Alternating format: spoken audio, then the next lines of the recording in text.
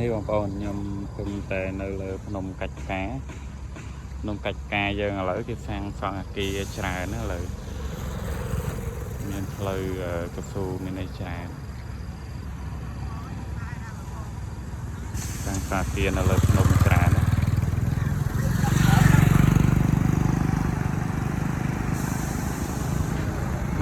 នេះអគារកំសាងសង់អានេះសាងសង់ជិតដូចយ៉ាងនេះនៅលើភ្នំកាច់ការយើងណាហើយបាទខាងនេះវិញគេទៅជីកស្រះគេជីកធំបងប្អូនមើលក្នុងហ្នឹងលើឃើញមានកប៉ាល់មានអីច្រើននៅហ្នឹង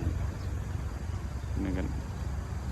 ស្រះគេទៅជីកធំណានេះកាច់ការលើអភិវឌ្ឍច្រើនណាមើលស្រះគេទៅជីកមើលដាច់ទៅភ្នែក